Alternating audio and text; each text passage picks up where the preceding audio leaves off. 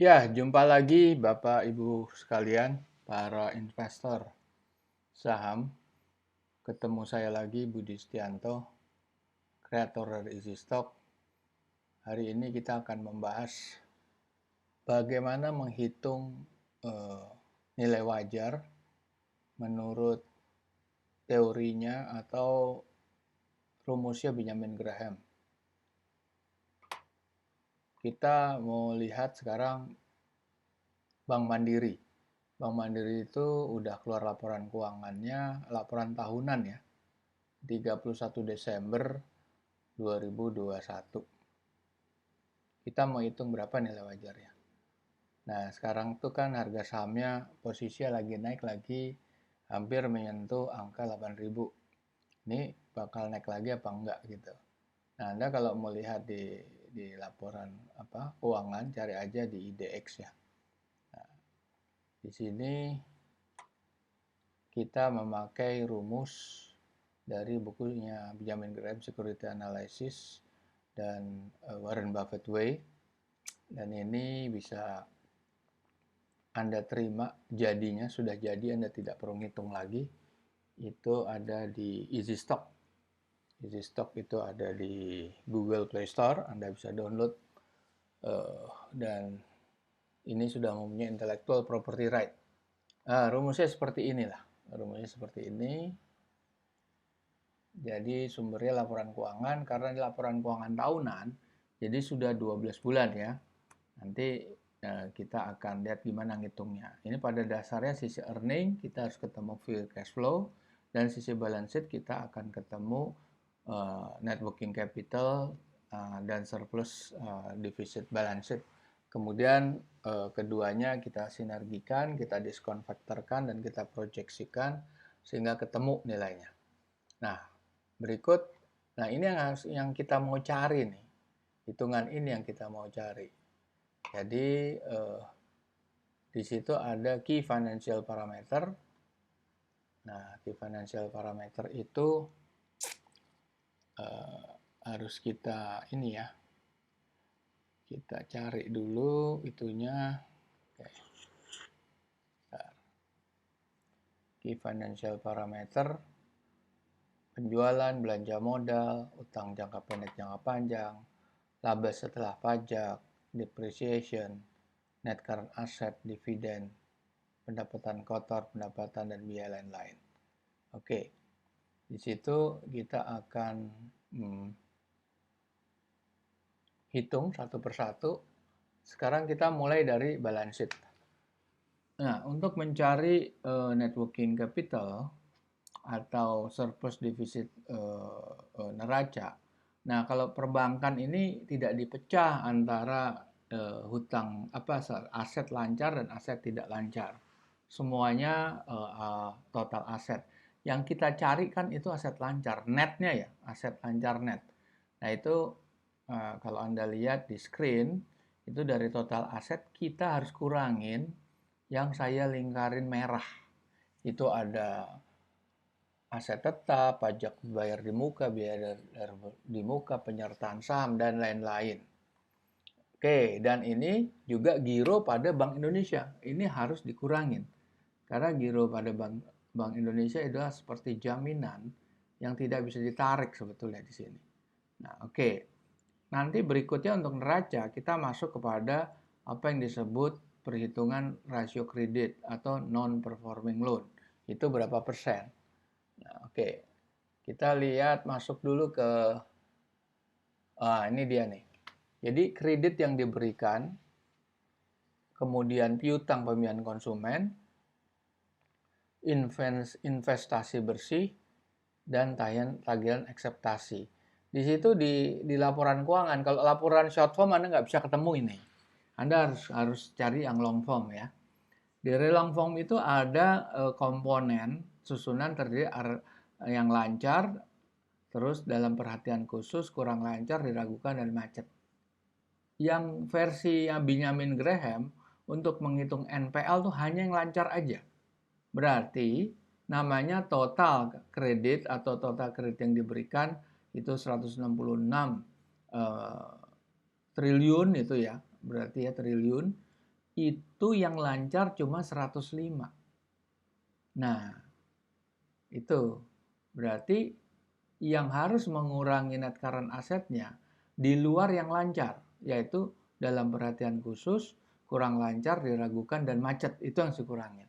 Begitu juga untuk piutang, pembiayaan, investasi dalam sewa pembiayaan, dan tagihan akseptasi. Oke, sekarang kita lihat dari sisi earning ya, dari sisi rugi laba. Nah, ada pendapatan bunga dan pendapatan syariah. Itu 97 triliun ya. Karena ini kan di dalam juta ya. Jadi triliun. Nah, itu kita harus kurangin atau tambahkan komponen-komponen yang saya lingkarin itu. Pembentukan cadangan kerugian, penurunan nilai, pembentukan penyisian estimasi, dan lain-lain. Oke, itu akan kita kurangin lagi dengan komponen-komponen rugi laba penjualan aktiva tetap. Tapi karena nih negatif, berarti harus ditambahkan. Kira-kira gitu. Dan ada dividen, ini harus ditambahkan. Oke, tapi belum ada pengumuman dividen ya. Kita konservatif aja. Kita nggak include bisa dividen. Oke, sekarang nah di sisi cash flow kita harus dapat namanya adalah capex dan penyusutan. Nah, kalau versi EBITDA nih nggak ngitung ini nih versi EBITDA. Versi EBITDA nggak ngitung seperti ini. Oke, jadi yang dimasukkan tuh nanti ke sini nih. Nah, belanja modal dan akumulasi penyusutan. Dapatnya dari sini nih. Nih, dari daftar aktiva tetap. Penambahannya berapa di tahun penutupan tahun 31 Desember? Penambahan untuk capeknya dan untuk penyusutannya berapa penambahannya. Di situ yang kita hitung. Nanti hasilnya akan ketemu seperti ini. Nah, ini saya mau running video ya. Anda lihat yang di screen kecil Anda. Itu akan Anda lihat. Nah, oke. Anda download ya, terus nanti Anda bisa hitung di situ.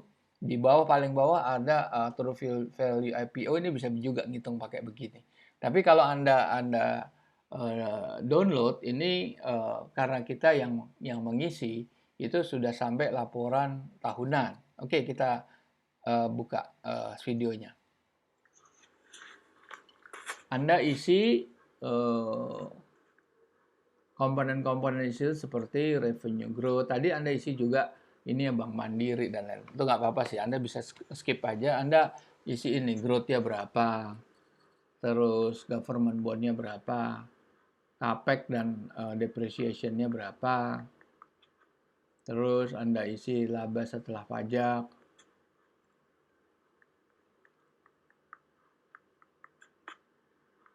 utang jangka panjang,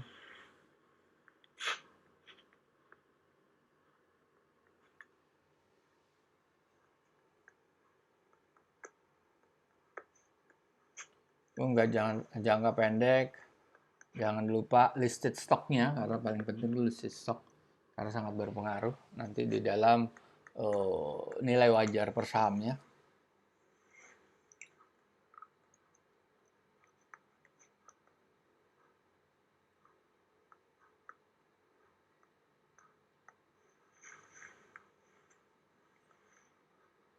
Oke, dividen ya, coba kita taruh dividen. Kita taruh dividen.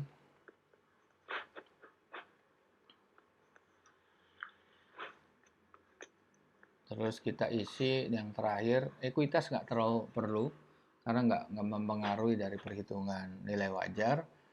Net current assetnya berapa? Tadi kan udah kita kasih tahu ya, saya kasih tahu cara ngitungnya seperti apa dengan metode Benjamin Graham. Dah, klik. Kita check mark yang hijau, angkanya berapa.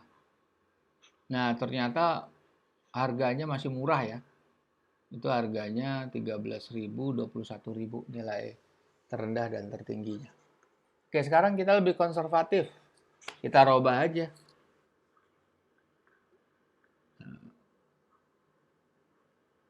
Kita robah.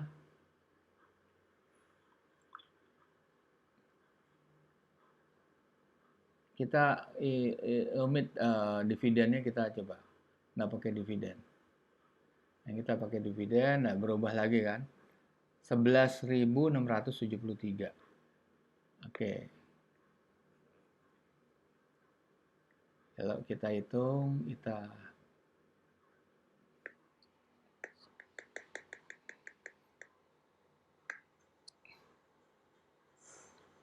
hasilnya seperti itu ya.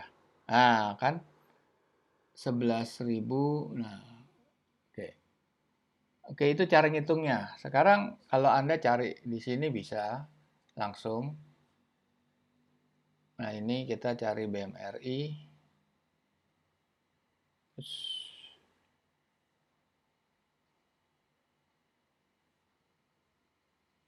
Nah, ini udah. Berapa itunya? 12.000 dan 20.000. Nah, ini sesuai dengan kira-kiranya. Tapi ini masih Q3 ya. Kita belum, karena servernya belum update. Jadi kira-kira sama lah sama yang di sini. Oke, para pemirsa, nanti kita berjumpa lagi di lain kesempatan untuk perhitungan nilai wajar saham di forum belajar saham. Sampai jumpa.